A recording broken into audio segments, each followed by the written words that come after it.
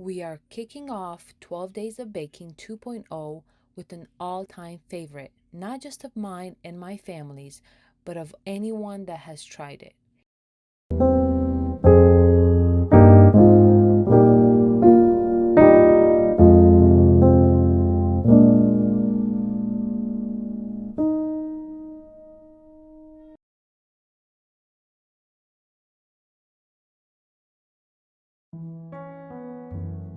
If you follow me on Instagram, you would know this.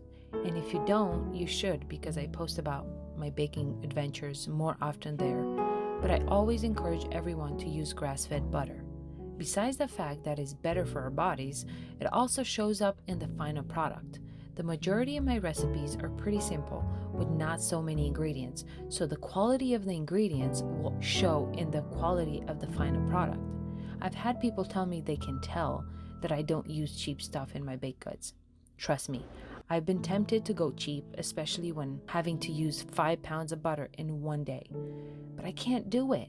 Good quality butter is no longer what I stand for, but it is who I am to the core. I've used these brands before and I recommend them all, but my favorite remains the Kerrygold unsalted butter. If you have a grocery outlet nearby, check their butter section. Many times, they will have grass-fed butter at a discounted price.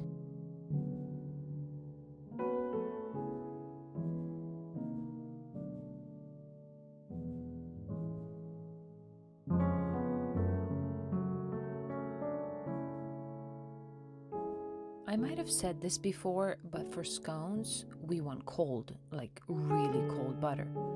When we flatten it out and mix it with the flour, we want pea-sized to about dime-sized pockets of butter left unmixed, so in the oven they melt and leave behind the most tender layers.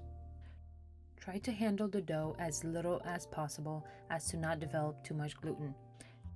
This is not the task to do when you have a friend over and you get deep in conversation and lose track of time, and 30 minutes later, you're still mixing the butter into the flour.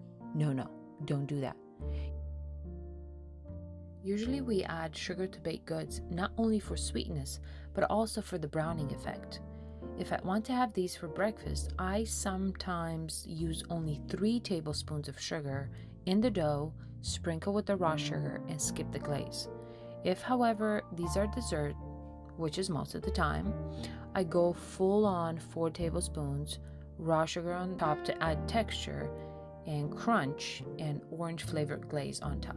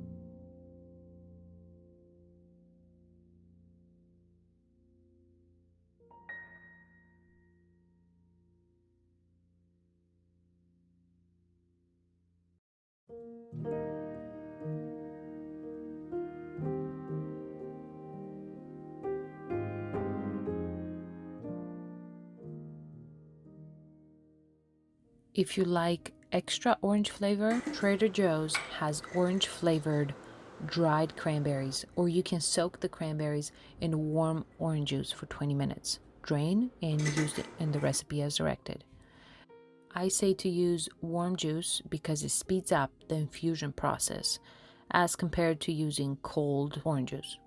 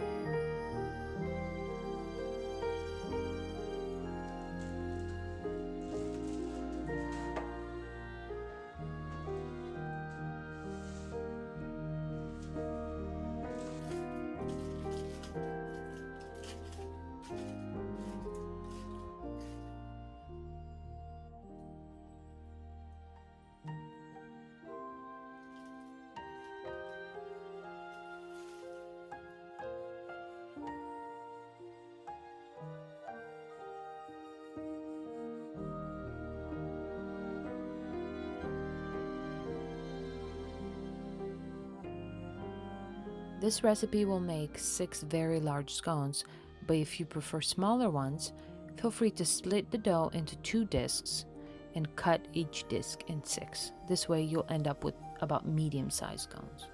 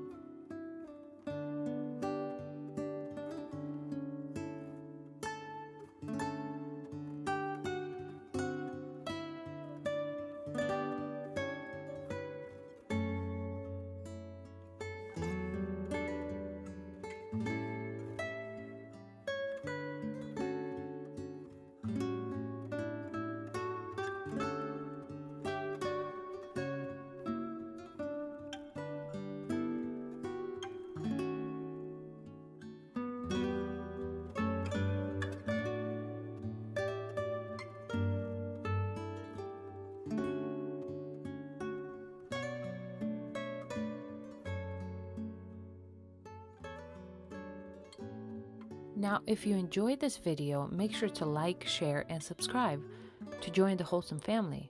Also, last year I did 12 Days of Baking 1.0, so if you haven't seen those videos, I would advise you to do so. Why not binge watch relaxing baking videos? I see nothing wrong with that. Now, don't mind me eating this delicious cone all by myself. Thank you for staying with me until the end, and I hope to see you for the next recipe I have prepared for you.